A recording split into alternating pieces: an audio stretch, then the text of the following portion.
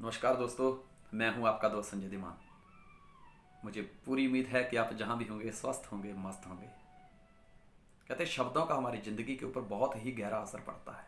शब्द बीजें कड़वाहट को, शब्द ही बैर घटाए। शब्द जोड़ दें टूटे मन को, शब्द ही प्रेम बढ़ाए। एक व्यक्ति की ज़िंदगी इस बात पर निर्भर करती है कि वो सुबह उठते ही अपने लिए किन शब्दों का इस्तेमाल करता है। लोग हमारे बारे में क्या कहते हैं ये मायने नहीं रखता, हम अपने बारे में क्या कहते हैं मायने ये रखता है। आज दोपहर को मैं अपने बच्चों के साथ बैठा था। मेरी गुड़िया मुझे कहती है कि डैडी जी, आपकी कहानियों से लोग बहुत इंस्पायर होते हैं, आप हमें कोई ऐसी कहानी बताइए जो हमारा मार्गदर्शन कर सके। मैंने उनको एक कहानी बताई जो बचपन में मेरे दादा दादी जी मुझे बताते थे, और उस कहानी ने हमेशा मेरा मार्गदर्शन किया है और मुझे पूरी उम्मीद है कि ये कहानी आपका भी मार्गदर्शन करेगी।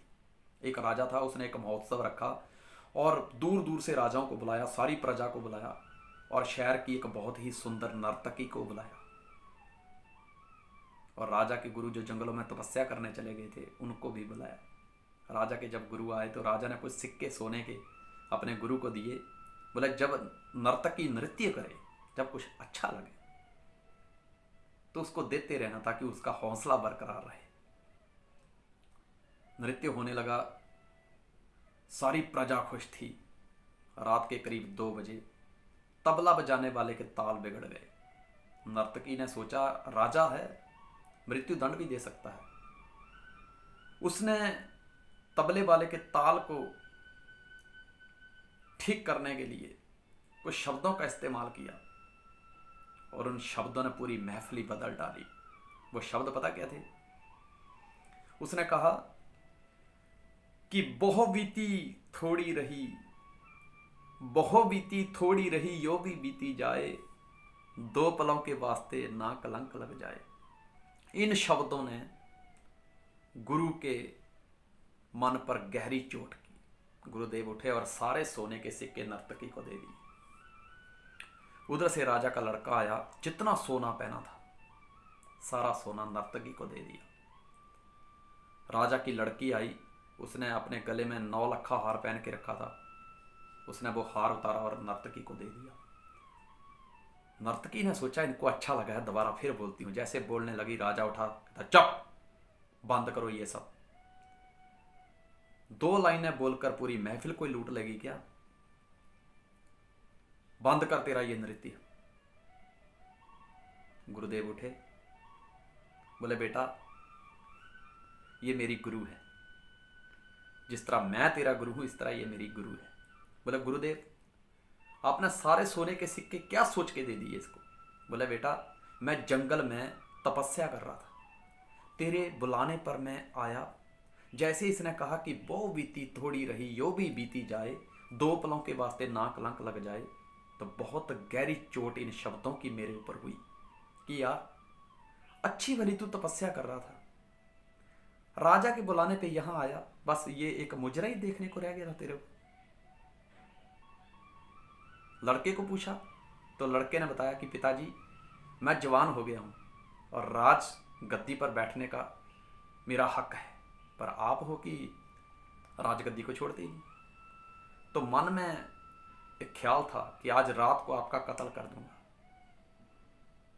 और इस राजगद्दी पर बैठ जाऊंगा। लेकिन जैसे ही इस नर्तकी ने यह कहा कि बहु बीती थोड़ी रही, यो भी बीती जाए, दो पलों के वास्ते ना कलंक लग जाए, मन में ख्याल आया यार और 2 4 5 7 10 साल तक पिताजी गद्दी पे बैठेंगे, उसके बाद तो मैं ही बैठने वाला हूं। तो जब इतना समय निकाला थोड़ा और निकालते हैं। पिता की हत्या का कलंक क्यों अपने सिर पे लेना है?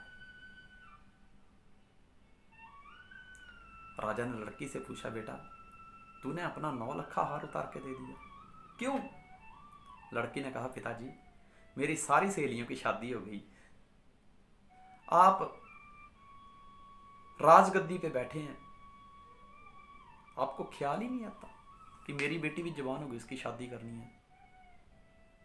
आपके घोड़ों की रखवाली करने वाला जो है ना, उससे मैंने प्लानिंग कर ली थी, आज रात को मैंने भाग जाना था इसके साथ। लेकिन जैसे ही नर्तकी ने यह कहा कि बहु बीती थोड़ी रही, यो भी बीती जाए, दो पलों के वास्ते ना कलंक लग जाए। यार जहाँ 24-25 साल निकाले हैं, थोड़ा सा समय और निकाल लेती हूँ, आज नहीं तो कल पिताजी शादी कर ही देंगे, कुल को कलंक क्यों लगाना है?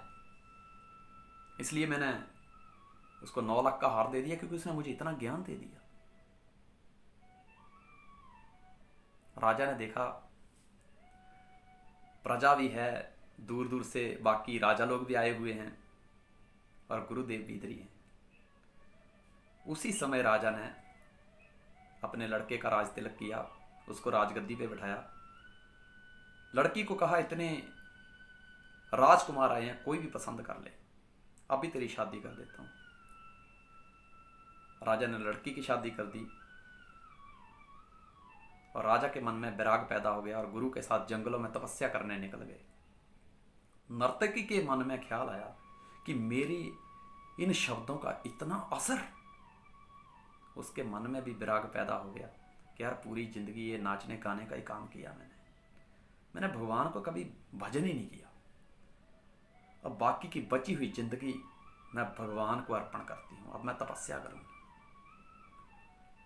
दोस्त, इन शब्दों का आपके ऊपर कितना असर होता है वो मुझे पता नहीं। शब्द ये थे कि वो बीती थोड़ी रही, यो भी बीती जाए, दो पलों के वास्ते ना कलंक लग जाए। गुरु ने अपने तरीके से समझे, राजा के लड़के ने अपने तरीके से समझे, राजा की लड़की ने अपने तरीके से समझे, राजा ने अपने तरीके से समझे। आप इन शब्दों को किस तरीके से अपनी जिंदगी में उतारते हैं ये आपके ऊपर निर्भर करता है। आज से 17 साल पहले जब मैंने नेटवर्क मार्केटिंग का प्लान देखा, मेरा अच्छा वाला वर्कशॉप था। प्लान देखने के बाद मैं इस कश्मकश में था कि मैं करूं कि ना करूं। रात को सोते समय मैंने इस कहानी को याद किया कि बहु बीती थोड़ी रही, यो भी बीती जाए, दो पलों के वास्ते ना कलंक लग जाए। मन में ख्याल आया कि संजय धीमान आधी जिंदगी तो यार धक्के खा खा के बिता दी यार, कि जो बची हुई है ये भी बीत जाएगी, इससे पहले ये बीत जाए यार, जिंदगी को जी ले यार। दोस्त, मैंने फैसला लिया और मैंने इस इंडस्ट्री को ज्वाइन किया। मैं आपसे भी एक ही गुजारिश करता हूं कि दोस्त, बहु बीती थोड़ी रही, यो भी बीती जाए, कर लो नेटवर्क मार्केटिंग को ज्वाइन, जीवन सफल हो जाए। जिंदगी में दो प्रकार के लोग होते हैं, एक वो जो जिंदगी को दोष देते हैं और दूसरे वो जो जिंदगी को जोश देते हैं कि मैं राजा की तरह जिंदगी जी के जाऊंगा। जिंदगी आपकी है, फैसले आपके हैं। मुझे पूरी उम्मीद है कि आपको ये कहानी अच्छी लगी होगी। जवाब जरूर दीजिएगा, मेरी बेस्ट विशेज आपके साथ हैं। God bless you, wish you all the best. जहाँ भी रहें स्वस्थ रहें, मस्त रहें। संजय धीमान आपकी सुख समृद्धि की कामना करता है। जय हिंद, जय भारत।